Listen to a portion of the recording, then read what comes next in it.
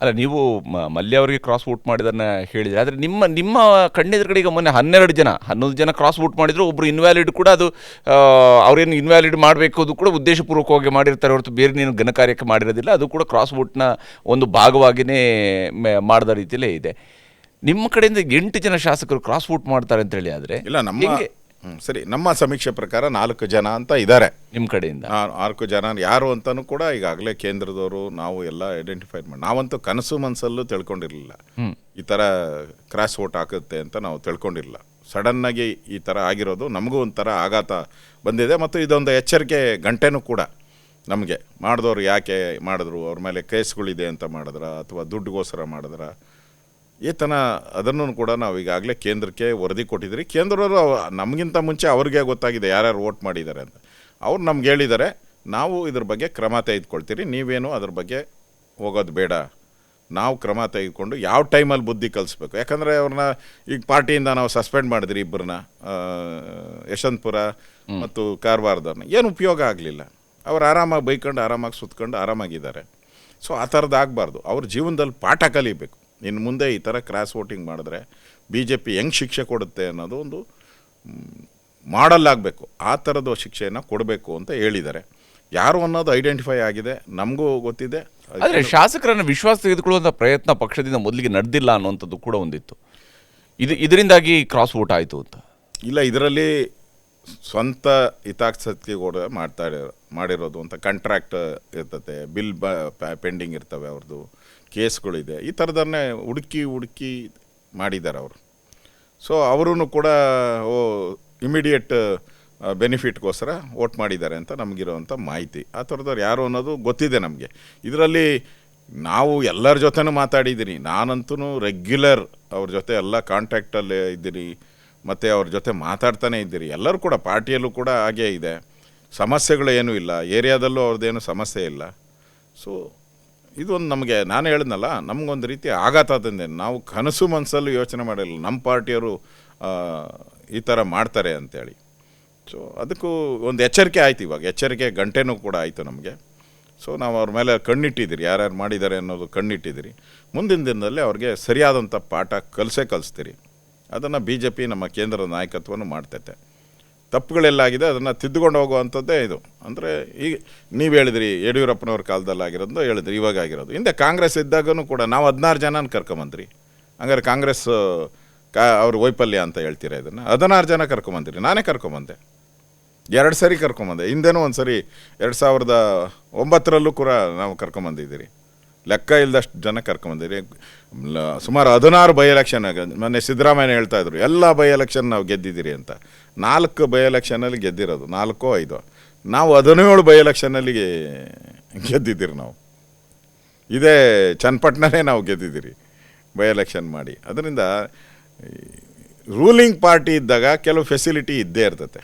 ಅಲ್ಲಿರುವಂಥ ಅಧಿಕಾರಿಗಳು, ಕಾಂಟ್ರಾಕ್ಟರ್ಗಳು, ಒಂದು ಹಣ, ಇವೆಲ್ಲ ಇದ್ದೇ ಇರ್ತದೆ. ನ್ಯಾಚುರಲ್. ನಾವಿದ್ದಾಗೂ ಗೆದ್ದಿದ್ದೀರಿ, ಅವರಿದ್ದಾಗೂ ಗೆದ್ದಿದ್ದಾರೆ. ಆದರೆ ಚುನಾವಣೆ ಬಂದಾಗ ಈಗ ನೀವುಗಳೆಲ್ಲ ಕೇಳ್ತಿರ್ತಿರಲ್ಲ, ನಮ್ಮ ಪಕ್ಷದ ಸಿದ್ಧಾಂತವನ್ನು ನಂಬಿಕೊಂಡು ಬರೋದು ಅಂತ ಹೇಳ್ಕೊಂಡು ಹೇಳಿದ್ರಲ್ಲ, ಹಿಂದುತ್ವದ ಪರವಾಗಿರುವಂಥದ್ದು ಅನ್ನುವಂಥದ್ದನ್ನು ನೀವು BJP ಹೇಳ್ಕೊಳ್ತೀರಿ. ಅವರು ಕಾಂಗ್ರೆಸ್ ಅವರು ಜಾತ್ಯತೀತ ಸಿದ್ಧಾಂತದ ಪರವಾಗಿರುವವರು ಅಂತ ಕೂಡ ಅವ್ರು ಹೇಳ್ಕೊತಾರೆ. ಅವ್ರ ಪಕ್ಷಕ್ಕೆ ಸ್ವಾಗತಿಸುವಾಗ.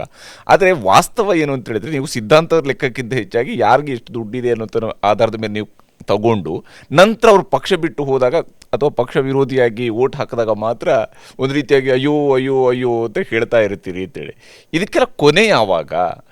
ಈ ವಿಚಾರಗಳಿಗೆ ಕೊನೆ ಯಾವಾಗ? ಇಂತಹ, ಯಾಕಂದರೆ ಅಂತಿಮವಾಗಿ ನೀವುಗಳೇ ಮಾಡಬೇಕಾಗಿರೋದು. ಆ ಕಾಲ ಒಂದಿತ್ತು. ನೀವು 40 ವರ್ಷದ ಹಿಂದೆ ಹೊರಟಿದ್ದೀರ, ನೀವು 40 ಇಯರ್ಸ್ ಹಿಂದೆ ಹೋಗಿದ್ದೀರ. ಕಾರ್ಯಕರ್ತ ದುಡ್ಡು ಇರಲಿ ಇಲ್ದ ಹೋಗಲಿ.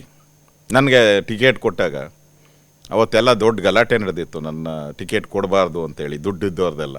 ಅವತ್ತು ಅನಂತಕುಮಾರ್ ಅಮೇರಿಕಾದಲ್ಲಿದ್ದರು. ಅಲ್ಲಿಂದ ಫೋನ್ ಮಾಡಿ ಹೇಳಿದ್ರು, ಅವನು ಪಾರ್ಟಿ ಆಫೀಸಲ್ಲಿ 20 ವರ್ಷ ಕಸ ಗುಡಿಸಿದ್ದಾನೆ, ಸೋಲ್ಸ್ತೀರಾ? ಸೋಲಿಸಿ, ಅವನಿಗೆ ನಾನು ಟಿಕೆಟ್ ಕೊಡ್ತೀನಿ ಅಂದರು. ಅದು ಆ ಕಾಲ ಆಯಿತು. ಈಗ ಸಿದ್ದರಾಮಯ್ಯನವರು ಹೇಳಿದಾರಲ್ಲ, ಹಣ ಇಲ್ಲದೆ ಏನು ನಡೆಯಲ್ಲ. ಈಗ ಏನು ಪ್ರತಿಯೊಂದು ರಾಜಕಾರಣಿಗೂ ಏನು ಅಂತಂದರೆ, ಚುನಾವಣೆ ಬಂದಾಗ ಗೆಲ್ಲಬೇಕು, ನಾವು ಜಾಸ್ತಿ ಸೀಟ್ ಗೆಲ್ಲಬೇಕು, ಸರ್ಕಾರ ಬರಬೇಕು. ಆ ಟೈಮಲ್ಲಿ ಇವೆಲ್ಲ ಕಾಂಪ್ರಮೈಸ್ ಆಗುತ್ತದೆ.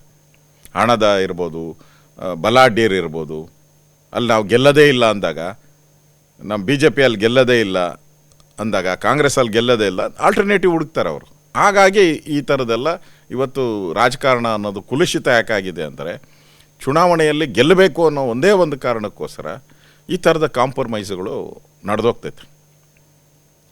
ಹಿಂದೆ ಆ ಥರ ನಡೀತಾ ಇರಲಿಲ್ಲ, ಪಾರ್ಟಿ ವರ್ಕರ್ಸ್ ಮಾತ್ರ ಇತ್ತು. ಹಿಂದೆ ಕಾಂಗ್ರೆಸ್ ಅವ್ರು ನಾನು ಇದ್ದಾಗ ಕೋಡೇಸ್ ಅಂತ ಇದ್ದರು, ಅವತ್ತು ಇಡೀ ರಾಜ್ಯಕ್ಕೆ ಎಣ್ಣೆ ಸಪ್ಲೈ ಮಾಡೋರು ಕಾಂಗ್ರೆಸ್ ಪಾರ್ಟಿಗೆ. ಅವರು ನನ್ನ ಉತ್ತರಳ್ಳಿಯಲ್ಲಿ ಸೀಟ್ ಕೇಳಿದರು, ಅವರು ಅವತ್ತು ಕೊಡಲೇ ಇಲ್ಲ ಕಾಂಗ್ರೆಸ್ ಅವರು.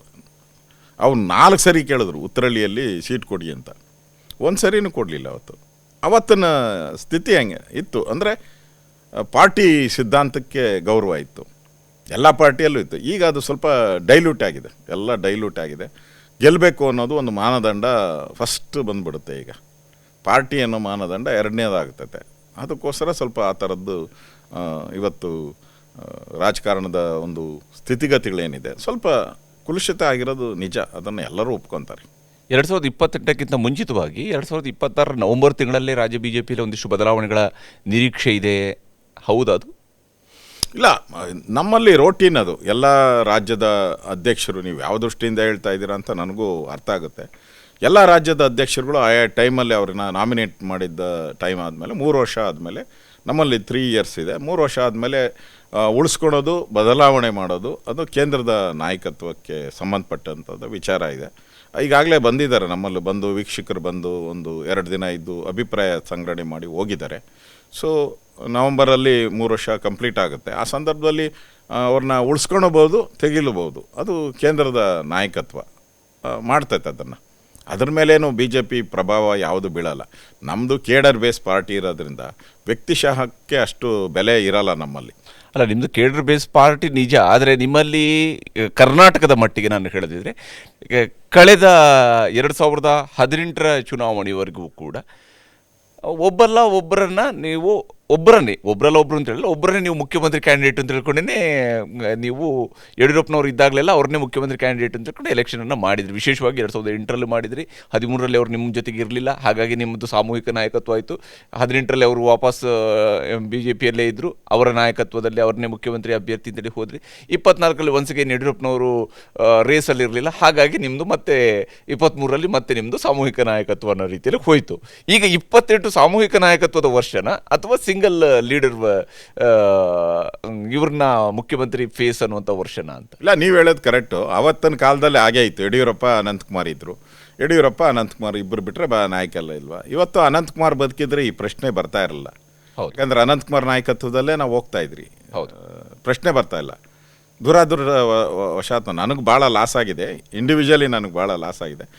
ಅನಂತಕುಮಾರ್ ಇಲ್ಲದೇ ಇರೋದ್ರಿಂದ, ಇವತ್ತು ಅವಿಬ್ಬರು ನಾಯಕತ್ವ ಇಲ್ಲದೇ ಇರೋದ್ರಿಂದ ಸಾಮಾನ್ಯ ಹಾಗೆ ಬಂದಿದೆ. ಈಗ ಹೊಸ ನಾಯಕತ್ವ ಬೆಳಿಬೇಕು, ಹೊಸ ನಾಯಕತ್ವದ ಬೆಳೆಯೋವರೆಗೂ ಕೂಡ ಈ ಸಾಮೂಹಿಕ ನಾಯಕತ್ವದಲ್ಲೇ ನಾವು ಚುನಾವಣೆ ಹೋಗೋದು, ಮತ್ತು ಮೋದಿಯವರ ಹೆಸರಲ್ಲೇ ಚುನಾವಣೆಗೆ ಹೋಗೋದು, ಮೋದಿ ಲೀಡರ್ಶಿಪ್ಪಲ್ಲೇ. ಈಗ ಬೇರೆ ಬೇರೆ ರಾಜ್ಯದಲ್ಲಿ ನಡೆದಿದೆಯಲ್ಲ, ಮೋದಿ ಲೀಡರ್ಶಿಪ್ಪಲ್ಲಿ ಚುನಾವಣೆಗಳನ್ನು ನಾವು ಫೇಸ್ ಮಾಡಿದ್ದೀರಿ. ನಾವು ಬೇರೆ ಬೇರೆ ಕಡೆನೂ ಮೋದಿ ನಾಯಕತ್ವದಲ್ಲಿ ಚುನಾವಣೆ, ಈಗಲೂ ಮೋದಿ ನಾಯಕತ್ವದಲ್ಲೇ ಚುನಾವಣೆಯನ್ನು ನಾವು ಫೇಸ್ ಮಾಡ್ತೀರಿ. ಅವರ ನೇತೃತ್ವದಲ್ಲಿ ನಾವು ಗೆಲ್ತೀರಿ. ಯಾಕಂದ್ರೆ ನಮ್ಮದು ಈಗ BJPದು ಒಂದೇ ಅಲ್ಲ, JDS ಬೇರೆ ಇದೆ ನಮ್ಮದು. JDSದು ನಾಯಕತ್ವ ಇದೆ, BJPದು ನಾಯಕತ್ವ ಇದೆ. ಆದ್ದರಿಂದ ಈಗ NDA ಚೇರ್ಮನ್ ಮೋದಿ ಇರೋದ್ರಿಂದ ಮೋದಿ ನಾಯಕತ್ವದಲ್ಲೇ ನಾವು ಚುನಾವಣೆ ಇದ್ದೇವೆ. ಜನ ವಿಶ್ವಾಸ ಇದೆ, ಮೋದಿ ನಾಯಕತ್ವಕ್ಕೆ ಗೌರವ ಕೊಟ್ಟು ಬೆಲೆ ಕೊಟ್ಟು ನಮ್ಮನ್ನು ಗೆಲ್ಲಿಸ್ತಾರೆ ಅನ್ನೋ ವಿಶ್ವಾಸ ಇದೆ. ಈಗಂತೂ ನಾವು JDS ಜೊತೆ ಅಲಯನ್ಸ್ ಇರೋದ್ರಿಂದ ಈಸಿ ಆಗುತ್ತೆ. ಕಳೆದ MP ಎಲೆಕ್ಷನಲ್ಲೂ ಕೂಡ ನಾವು ಮೊದಲು ನಮ್ಗೆ ವೀಕ್ ಇದ್ದಿದ್ದು ಹಳೆ ಮೈಸೂರು, ಈಗ ಹಳೆ ಮೈಸೂರು ಪೂರ್ತಿ ನಾವು ಸ್ವೀಪ್ ಮಾಡಿದ್ರಿ. BJP ಮತ್ತು JDS ಎಲ್ಲ MPಗಳು ಆಲ್ಮೋಸ್ಟ್ ಆಲ್ ನಾವು ಗೆದ್ದಿದ್ರಿ. ಈ ಸರಿ ಸ್ವೀಪ್ ಆಗ್ಬಿಟ್ಟೆ ಹೋಗುತ್ತೆ. ಹಳೆ ಮೈಸೂರಂತೂ ಸ್ವೀಪ್ ಮಾಡ್ತೀರಿ, ಪ್ರಶ್ನೆನೇ ಇಲ್ಲ. ಮತ್ತು ಉತ್ತರ ಕರ್ನಾಟಕನೂ ಕೂಡ ಈಗ ಜನ ಬೇಸತ್ತಿದ್ದಾರೆ, ಅಲ್ಲೂ ಕೂಡ BJPಗೆ ಬೆಂಬಲ ಆಗುತ್ತೆ. ಈ ಸರಿ ನನಗನ್ಸ್ತೈತೆ ನಾವು ಮಾರ್ಜಿನ್ ಪ್ರಶ್ನೆನೇ ಇಲ್ಲ, 110, 108 ಅದೇ ಇಲ್ಲ. ಈಗ ಆರಾಮ್ಸೆ JDS ಮತ್ತು BJP ಅಲಯನ್ಸ್ 150 ಸೀಟ್ಗಳನ್ನು ದಾಟಿ ಹೊರಟೋಗ್ತೀರಿ. ಆ ಥರದ ಒಂದು ವಾತಾವರಣವೂ ಇದೆ, ಆ ಥರದ ಲೀಡರ್ಶಿಪ್ ಇದೆ. ಯಾಕೆಂದರೆ ನಮ್ಮ ಹತ್ರ ಮೊದಲು ಕ್ಯಾಂಡಿಡೇಟ್ಗಳೇ ಇರಲಿಲ್ಲ. 100 ಕಾನ್ಸ್ಟಿಟ್ಯೂನ್ಸಿಗೆ ನಮ್ಮಲ್ಲಿ ಕ್ಯಾಂಡಿಡೇಟೇ ಇರಲಿಲ್ಲ. ಈಗ ಎಲ್ಲ ಕಡೆನೂ 224ಕ್ಕೆ 224 ಕ್ಯಾಂಡಿಡೇಟು, ಟಫ್ ಫೈಟ್ ಕ್ಯಾಂಡಿಡೇಟು, ಮತ್ತು ಪ್ರಬಲ ಪರಿಸ್ಥಿತಿ ಎಲ್ಲ ಇದರಲ್ಲಿ ನೀವು ಹೇಳಿದ್ರಲ್ಲ, ಹಣ ಜನಬಲ ಎಲ್ಲ ಬಲದಲ್ಲೂ ಕೂಡ ಈಗ ಸ್ಟ್ರಾಂಗ್ ಆಗಿದೆ. ಮೋದಿ ನಾಯಕತ್ವ ಇದೆ. ಅದಕ್ಕೆ ಈ ಸರಿ ಏನು ನಮಗೇನು ಅನಿಸಲ್ಲ. ಆ ಥರ. ಯಾಕಂದರೆ ಪಾರ್ಲಿಮೆಂಟ್ ಎಲೆಕ್ಷನ್ನ ನಾವು ನೋಡಿಬಿಟ್ಟಿದ್ರಿ. ಇಡೀ ಬೇರೆ ಬೇರೆ ದೇಶದಲ್ಲಿ ಬೇರೆ ಬೇರೆ ರಾಜ್ಯದಲ್ಲಿ ನಾವು ಕಡಿಮೆ ಸ್ಥಾನ ಗೆದ್ದಿರು. ಇವತ್ತು ರಾಜ್ಯ ನಡೆಸ್ತಾ ಇರೋವಂಥ ಮಹಾರಾಷ್ಟ್ರದಲ್ಲೇ ನಾವು ಕಡಿಮೆ ಬಂದಿರಿ, ಆದರೆ ಕರ್ನಾಟಕದಲ್ಲಿ ನಾವು ಅಚೀವ್ ಮಾಡಿದ್ದೀರಿ, 19 ಸ್ಥಾನ ಗೆದ್ದಿದ್ದೀರಿ ನಾವು. ದೇಶದಲ್ಲಿ ಎಲ್ಲೂ ಇಷ್ಟು ಪರ್ಫಾರ್ಮೆನ್ಸು ಕಾಣಿಸಿಲ್ಲ. ಅಷ್ಟು ಪರ್ಫಾರ್ಮೆನ್ಸ್ ಸರ್ಕಾರ ಇಲ್ಲದೇ ಇದ್ರೂ ಕೂಡ ನಾವು ಕೊಟ್ಟಿದ್ದೀರಿ ಪರ್ಫಾರ್ಮೆನ್ಸ್. ಅದರಿಂದ ಇದ್ರ ಕಂಟಿನ್ಯೂಷನ್, ಪಾರ್ಲಿಮೆಂಟ್ ಕಂಟಿನ್ಯೂಷನ್ MLAನೂ ಹಾಗೇ ಆಗುತ್ತೆ ಅನ್ನೋ ವಿಶ್ವಾಸ ಇದೆ. ಆ ಥರ ವಾತಾವರಣನೂ ಕಾಣ್ತಾ ಇದ್ದೀರಿ ನಾವು. ಯಾಕೆಂದರೆ